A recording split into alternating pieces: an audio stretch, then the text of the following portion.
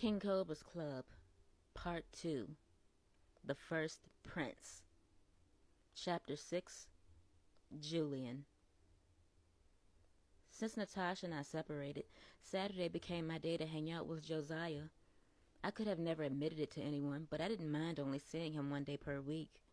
Being a parent had never been on my list of priorities. Natasha had an intentional accident and forced fatherhood on me. I loved my son, but I found most children to be incredibly boring. Josiah was no exception. When I got to their apartment, I noticed the porch light was still on. Natasha was OCD about the porch light being turned off as soon as possible. It was almost lunchtime and seemed unlikely she would have forgotten. I used the door knocker to announce myself. Josiah usually peeked through the front curtain, but I saw no movement at the window. It would have looked too suspicious if I tried to peek inside, so I called Natasha from my cell.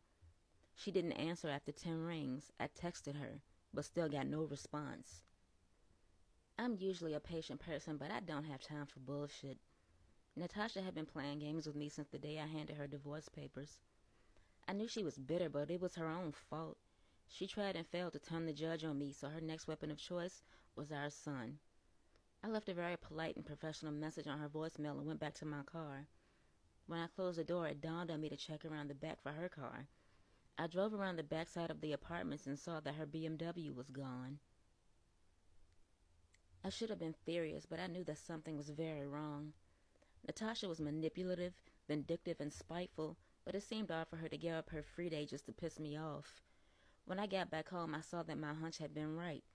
I had to park on the street because 2 police cars were parked in my driveway.